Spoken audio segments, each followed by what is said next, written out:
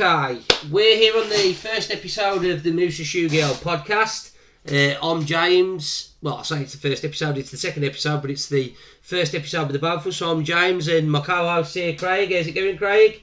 Not too bad, mate, thank you. Good. Right, so as you know, me and Craig are working on the Shugyo project, and we're excited to announce that tomorrow we're going to be filming. So, and we're going to be filming with, now we're at liberty to announce, we're going to be filming with Burks. Absolutely. And if you just want to give them a bit of a rundown, a bit of background information about Austin, Craig? I actually don't know Austin that well personally, I'll be honest with you. I've spoken to him primarily through social media and over the phone. Basically, Austin Burks, your general rundown for anybody that needs to know, he is a student of Cyril Cummins. He's a very technically adept, old school Shotokan practitioner. He's very, very easy to like. He's an astounding guy to know. I won't divulge too many details about him as a person because I think that would be probably best left to the interview itself. But when it comes to pointing out martial artists that have an incredible amount of grit in the face of adversity, Austin Burks is probably the name that I'd put at the top of the list. Yeah. And you know, we'll obviously discuss that tomorrow. So yeah, I mean, I'm really looking forward to it. I mean, I've been going through and getting all the equipment ready and whatnot. And to be fair, it's going to be awesome. It started us going out and starting out on our little pilgrimage. But you know, I mean, you can appreciate that. You know, it's something that started with the pair of us just thinking, shooting a couple of videos there in your dojos now turned into a mass project. It's immense, and I mean, obviously. You know, we want to be doing some work with lots of folks, lots of karate folks out there. So if you're karate folks out there, give us a shout. Check us out on Facebook, Shugyo. We're also on YouTube. You know, check out Bushijutsu Ryu, Craig's dojo, or check out Canon Shotokan. But you know, any way or shape or form, please feel free to contact us because, like we said, this show's for you. So so tomorrow filming officially starts. We're shooting our first episode, and I'm hoping we're gonna have it up and live and loaded within a week. The other thing we're gonna move on to now is Craig did a bit of a pilgrimage last night, so I believe you went to Matt State's dojo. How was that? Yeah. It was an experience. I'll be honest with you. It was probably one of the most short notice trips I've ever had. I was at the dojo actually Wednesday, and I received a call from Johnston, another absolute legend, who I hope that we can interview at some point. John will have some absolutely mental stories. So, you know, he's a legend in his own right, one of the well-known three amigos, Yeah, I mean, that was the thing that you said to me the other week, which sort of amazed me, was when you told me actually how old he was. I was like, man, he does not look that old. When you told me that, you know what I mean? I was like, man, that is crazy.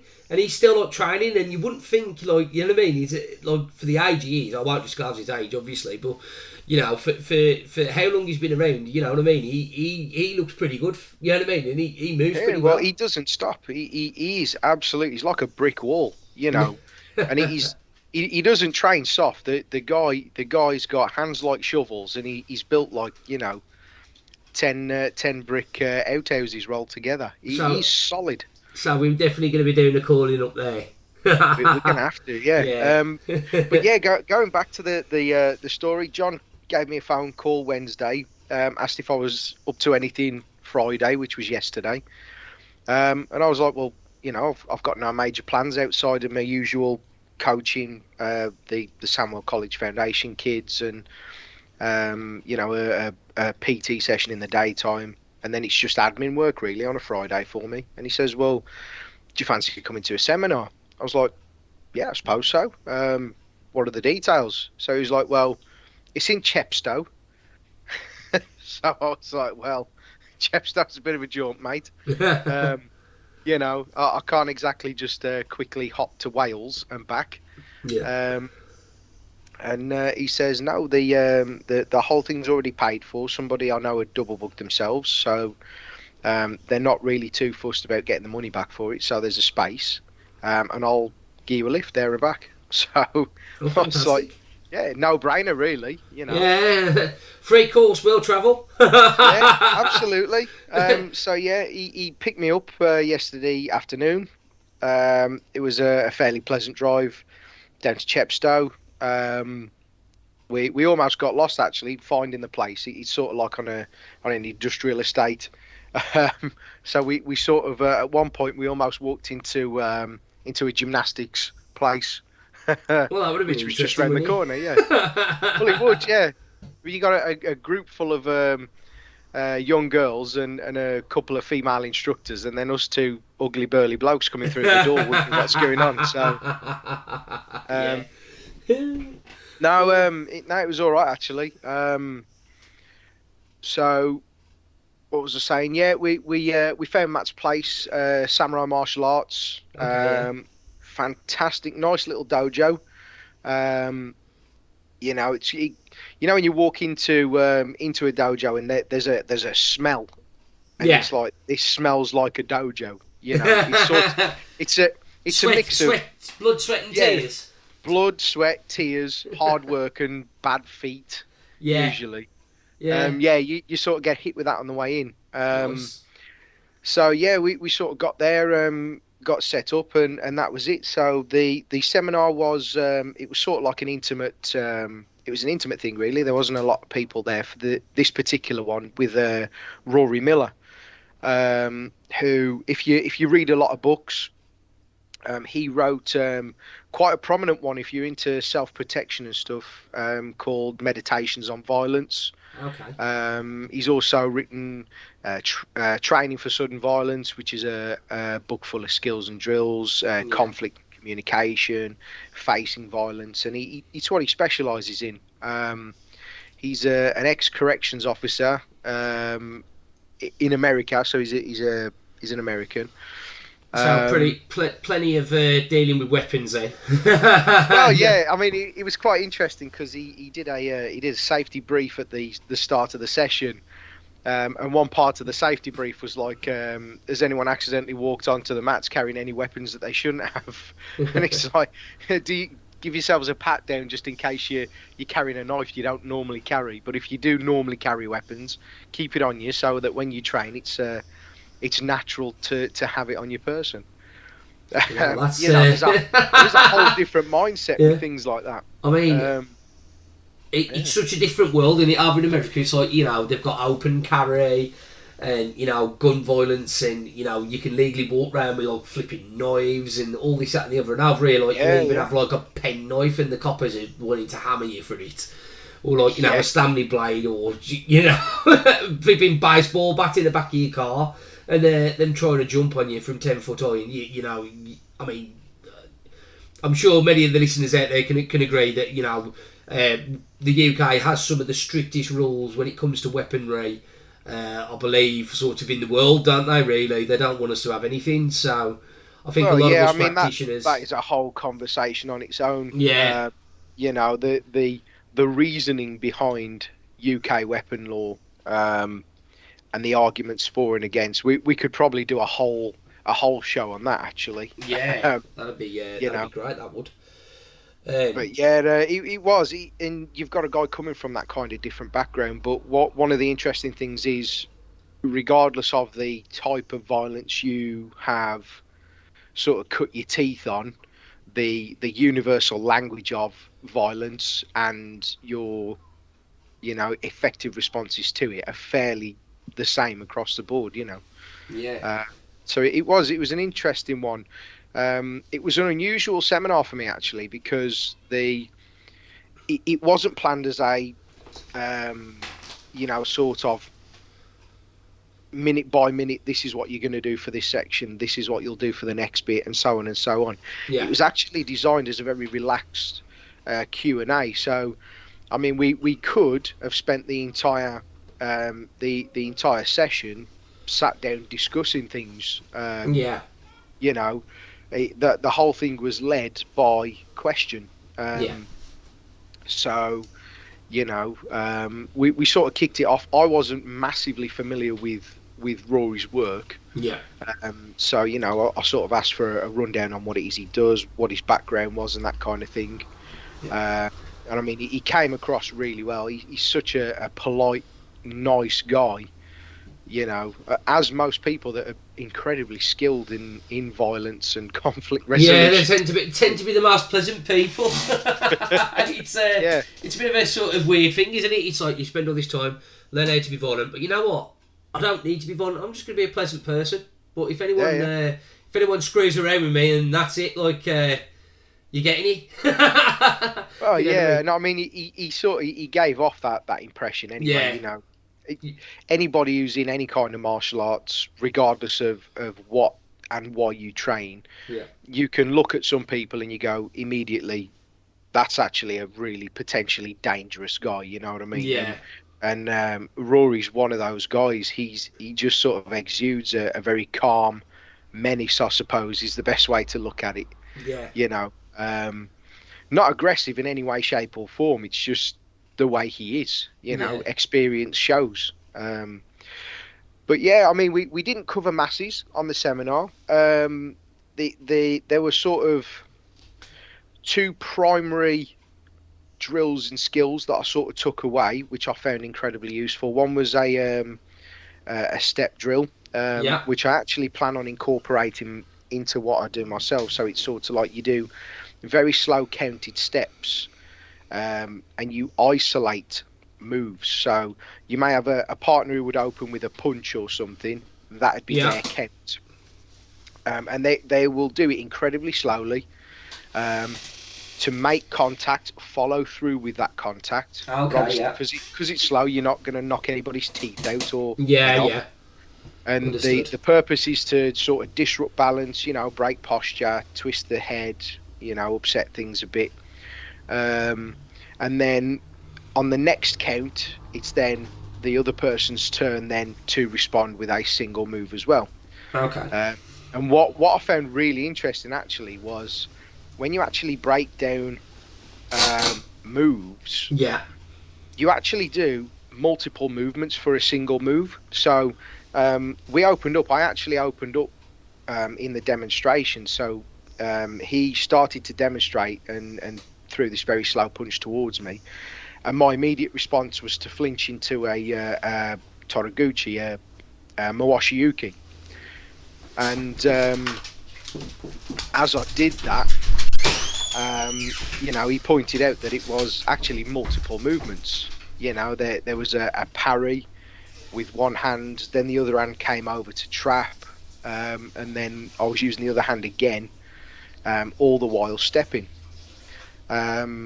So, you know, it sort of became quite apparent that, you know, you can even break down very basic movements like that Mawashiyuki even further to, you know, a pass and a parry, then another movement to control the arm, then another movement, and trying to wrap your head around that. You actually don't realise how much you move when doing even simple techniques, you know. So it's quite a good one. So you know, random course with John Johnston. You guys have sort of met before, haven't you? Because did you not do some training with him on was it something to do with some kids or something like that? Well, I can't remember. Yeah, so that was it. What John does, he runs one of the things he runs besides his standard karate is his adaptive karate. So he provides training to a number of groups, primarily people that have varying disabilities.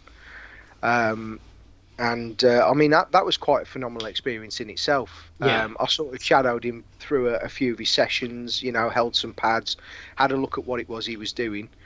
And I mean, he offered for me to sort of come along and have a look because, you know, it was potentially something that I could do myself through the community centre as a volunteer and that. So Okay, yeah. it was a good experience because I was able to pick up, you know, certain ideas and methodologies, and you know, over time, hopefully, when I've got the extra time and I can find a way to implement it, I can use that myself as well. Possibly set something up for more people locally to me. Well, I mean, anything. I think anything like that is brilliant in the community. I mean, obviously you run a community setting, so it would be ideal for your centre. I mean, for those people out there listening, Craige's dojo isn't just solely a dojo. It's a community centre based in Tipton. The WMA Centre, I touched on it before, but they do some fantastic stuff down there. There's all sorts of stuff. It's not just martial arts, but the dojo's absolutely killer. But like I said, you know, anything. I truly believe that martial arts should be for anyone. You know what I mean? I think more martial arts should be about, or more sort of physical activities for young people, because I mean, as you know, half the problem we've got is these kids ain't got anything to do. This is why I set up my dojo, which was Tanrin. Shout to Can, as you know, but for one reason or another through COVID and then work changing, I had to sort of have a bit of a career change and I had to rethink that. So I sort of coach back at my instructor's dojo now. But, you know, nothing to me seems more rewarding than when you're teaching kids, I mean, with confidence issues, and you see them coming, you know what I mean? You see them coming into, like, sort of out their shell. But I mean, I can imagine that feeling's probably tenfold over when you're, you know, when you're working with somebody with disabilities, and you know, and you're seeing them achieve something, you know, and giving them a bit of power. Do you know what I mean? Yeah, absolutely. And I genuinely do believe that martial arts should be for everyone, irrespective of your race, gender, you know, your physical abilities. You know, everyone, you know, if you love it, get out there and do it. You know what I mean? It doesn't matter. But well, it is. It's a fantastic platform, and I mean, I think we now live in a day and age where we need martial arts more than ever because, you know, we've obviously we've just gone through probably the biggest social upheaval in recent history. Yeah. You know, with COVID, and irrespective of, you know, all the politics that went on with it, as well as the, you know, the conspiracies, non-conspiracies, and the continued arguments. Yeah. All around that, irrespective of that, it has changed life for the majority of people. Yeah, most definitely. And one of the major things that it changed was the way we communicate, the way we comfortably communicate. Yeah. So now more than ever, there's more people who are using the internet as their sole means of communication. They only communicate properly through Messenger. Yeah. And you know, that's as a person, as a human animal, that's not good for you long term because you miss out on very, very essential social skills. Yeah. You know, and people have forgotten how to physically interact. No, I agree. And martial arts is all of that. You learn through play effectively in a martial arts setting. You know, drills and stuff like that. It's a nice, fun way to express yourself, to communicate with others, get in touch with your more animal instincts, and understand them rather than try and ignore them, because we're all the same animals. We all operate roughly the same way. Yeah. And you know, understanding that and then being accepting of that in ourselves allows us to accept it in others. You know, you've got the obvious benefits, you know, depending on how and what you train for. You know, you will either be able to deal with violence, you may be better accustomed and adept at competitive routes of fighting. You know, you definitely get fitter and healthier both mentally and physically. Yeah. We're in a time when we need that more than ever, and not just if you're already of sound mind and body, but if you're suffering disabilities on top of that, for a lot of people, it's an avenue that they may not otherwise have. Yeah, I agree. Right, so moving forward now, Yep. we've got some exciting announcements to be coming up. Obviously, we're shooting our first episode tomorrow. Also, Lucci's announced the venue for Kaizen 23. So, Lucci Del Guardio, for those of you out there, I'm sure you're well aware with Lucci. He runs Kaizen Martial Arts Expo. This one's called Kaizen Adrenaline. It's going to be, it's the most, it's the biggest martial arts expo coming up in the UK right now. I'm sure you'd agree, Craig, aren't you? Like, sort of the venue is looking at, it's sort of similar to the sort of Senai days you were talking, or, It's that sort of looking scale, that isn't way, it? yeah. In all fairness, I actually I'll rate Kaizen in terms of what you get out of it as a martial artist over Senai. Senai was a big expo. Yeah. It was a huge event, run by, I think it was Kwok Man, weren't it, that was running that back in the day. Yeah. And it was an incredible sort of gathering for martial artists, but it was like any other convention, so there was actually not that much that you could get directly involved in unless you were paying an absolute premium to get into those seminar areas. Whereas Kaizen is wholly focused around the martial artists and getting involved. It doesn't pay to be on the sidelines at an event like that when you've got so many phenomenal practitioners of various martial arts. Oh yeah, I definitely willing to agree teach. With that. Yeah. I went and yourself. We had a blast, didn't we? We were doing sambo. You know what I mean? I never tried that, and you never tried it either, had you, sambo? I never did sambo. No, it was really. How great with them kids. I go back to how disciplined the students were, and the tightness and the effectiveness of the techniques. It was awesome. So definitely want to be jumping on the mats for that again. Hopefully they get them back for Kaizen 2023. But sure. This one, Adrenaline, Lucci's sort of aiming it as not just only martial arts, but also fitness as well. So I'm sure we're going to see some other events. But again, I'm not going to give too much of an out on that. But more to the point, obviously, you were over with Matt State. And then I get this amazing sort of post on there about this whole new event they've got coming up, this festival they're trying to plan. And mate, that's going to be on another level. Obviously, we don't have all the details. Yeah. The core details are what's already been released online. So you're looking at a 3-day event in sunny Somerset, with the option to either camp over there. I think they've got some glamping options, like the glamping pods. Yeah. That'll become available. I think the details for that will go out soon. But yeah, that event's actually being designed not just for, individual martial artists. It's designed to be a weekend away for an entire family. There will be something for everybody there.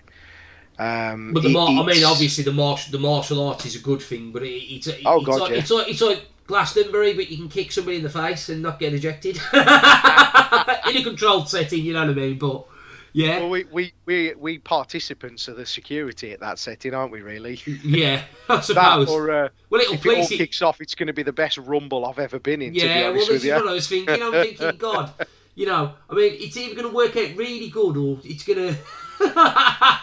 It's going to be, well, I say it's going to work out really good, or it's going to work out fantastically amazing, because what more could you ask for? You might need to pay to watch any of the fights because everyone will be drunk. Well,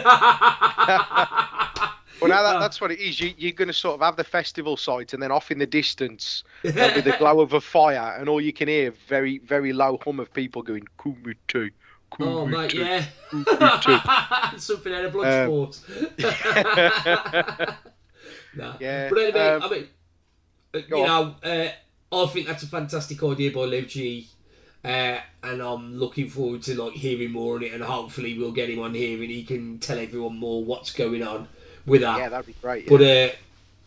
But we're looking probably in the future, aren't we, with the Musha Shugyo, of not just working with karate practitioners, branching outwards to different martial arts. So, Luchi's definitely one we've got to hit thing, up. Yeah. We'll definitely have to visit up there. I think with Musha Shugyo, it's ideal for us as karateka to start with karate. But yeah, it's not the be all and end all of all martial arts. So no. Without a doubt, we've got to get in touch with other people and visit other places. Yeah. Plenty of people already interested as well. So yeah, it'd just be a waste not to. Well, in other news, I've got a guest coming on with us in our next episode. You're going to be familiar with this, Craig. Tommy's going to be joining us.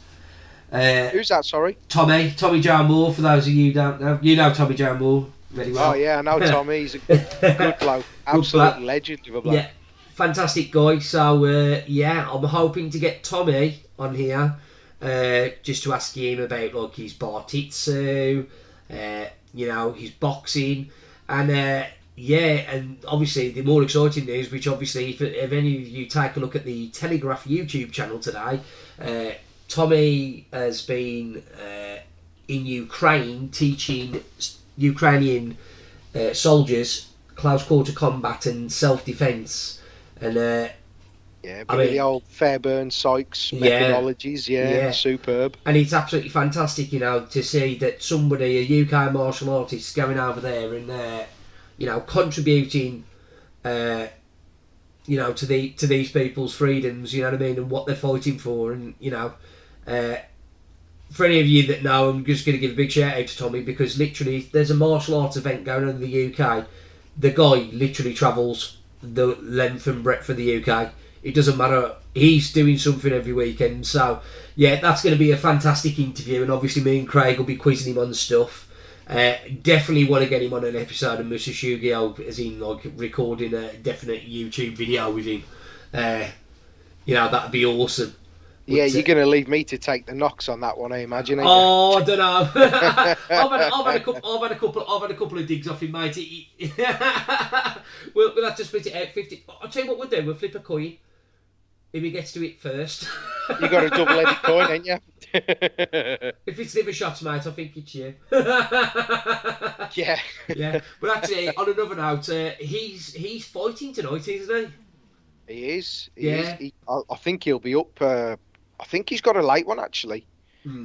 He's on the card fairly late on. Let me have a quick look here. I've got him up on my phone, actually. Yeah, he's third to last. Oh, okay. I mean, it'd be quite interesting. Hopefully, I mean, we're all rooting for him here.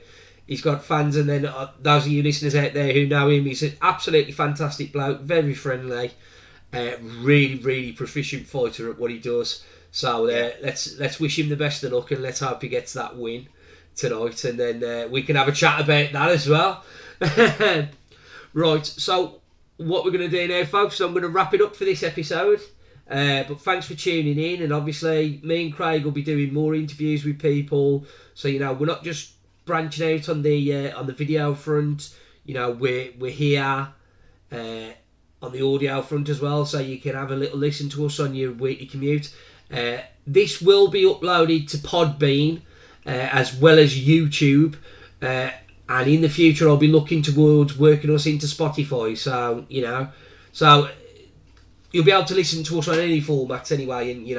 And, also, if you're a martial artist out there and you want to come on and you want to have a chat with us and have a natter, please feel free to hit us up. We're looking at running these weekly on a weekend, either a Friday or a Saturday or a Sunday.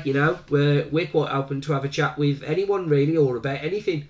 And also, we're planning on maybe another show, aren't we, with somebody, but we'll keep that under wraps for now. But we're planning. There might be something else in the pipeline, but that'll be quite interesting. Actually, that one will. But So thanks for having a listen, and take care of yourselves, and keep training hard, and we'll catch you next week, and where we'll hopefully be celebrating the finished video of the Musha Shugyo episode 1. You can give them a try if you want, Craig. Train solid, and we'll see you soon, guys. Yeah. See you later, guys. Ta-ra.